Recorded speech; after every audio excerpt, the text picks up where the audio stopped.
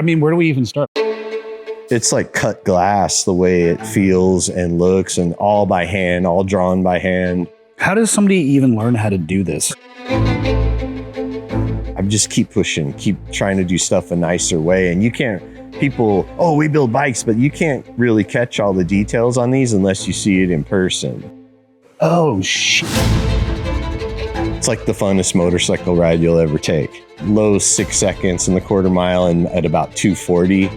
And it does a wheelie for 1,000 feet. Again, you and I get excited about different things. I typed in, how do you make a Jesse James firearm into ChatGPT, and it gave me this whole, I can't tell you how to build a gun, and there's many factors, and it's That's illegal. actually probably a good thing that it told you that. This is one for Elon Musk, trying to figure people out. Like I probably could match a perfect gun for you, just a little bit that we've talked. Snub-nosed 357, obviously. Yeah, but this dude, like, man, he's a nerd, and yeah, I mean, I think he would actually appreciate something simple like this, or he'll be. This will be his first gun Ever? Yes. Well, that actually, yeah, that checks out. You think he'll shoot it? I wonder about a guy like I'll that. make him shoot it here. Perfect. Oh my God. Stage 5 Keith Black, like 2,600 horsepower. What? It's good. How do you even keep that on the road? It's fun. So this is where you're doing the forging you're talking about Yeah, at Damascus? this is 9,500, so it's the same weight as a Super Duty. So it broke the driveway bringing it in, and I was like, yes! God, that's a light trigger. About 2.6. That's for me, so I do a little bit lighter. Customers, I don't really send them out under 3 because I don't know. You don't like to go off when they sneeze? Shoot themselves in the foot. So rifles, up until like 2 years ago, I was building rifles, guns, everything. And I think after like 800 ARs, I'm like, okay, I'm good. I got it. Yeah. When you say that, are you talking like you're milling all of the parts, or were you getting like an upper and a lower? Make everything in-house. Okay.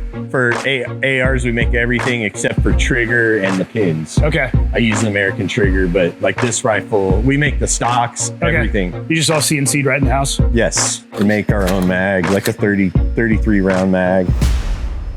And again, Texas. Yeah, it's this. If we went back to where we used to live, we're felons instantaneously with this on us. Yeah. No, I started working like t-shirt security in high school, and then I started getting more and more into it. Hold on. T-shirt security? Yeah, does this mean you're just wearing a t-shirt that says security on it? Yeah, yellow t-shirt.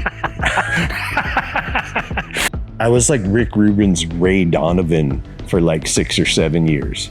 Like, pay me to follow when Rubin was doing Deaf American and Rick Rubin were doing the album with Public Enemy, follow Flavor Flav around for a month and make sure he doesn't smoke crack so they can get the album done. Somebody has to do it.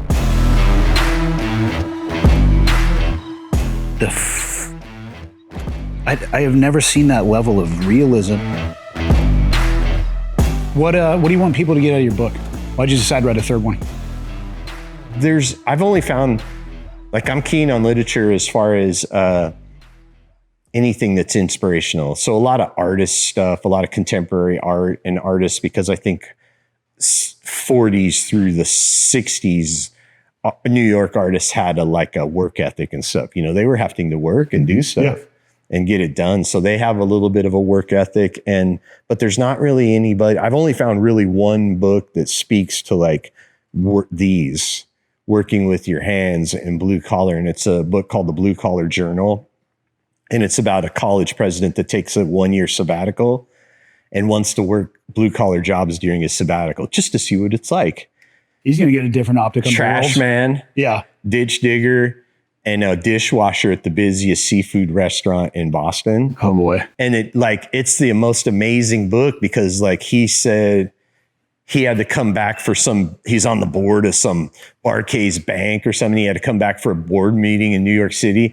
And he says, I was sitting there in a meeting at this conference table, and all I can think about is the guys on the trash truck, if they could see me in the suit, how they would be calling me And the book is kind of the nudge, I think, for everybody. Like, hey, if you're waiting for a perfect time, the stars are never going to align. You just have to do it, jump off a cliff like I did, and like if you love it, it'll work.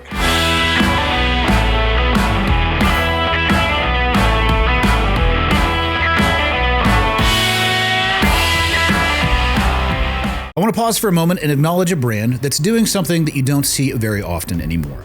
GHOSTBED didn't just sponsor an episode, they stepped up to support the entire Ironclad network. And that really matters. GHOSTBED is built by people who care deeply about the quality. It's a product-first company led by Mark Werner, who still shows up every day obsessed with doing things the right way. Their mattresses are all made in America, engineered with advanced cooling technology, breathable materials, and zero shortcuts.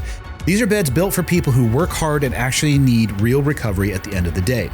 They have 3 different collections to choose from, and they've built an online sleep quiz so you can dial exactly in what works for you and your body. And behind it is all a real in-house team of sleep experts, never outsourced. They back it up too. A 101-night at-home sleep trial, free shipping, and free returns. Right now we have an exclusive offer for our listeners that beats any other discount out there. Go to ghostbed.com/changeagents and use the code changeagents for an extra 15% off site-wide. When you support them, you're not just buying a mattress. You're supporting the kind of companies that keep independent, high-stakes storytelling alive.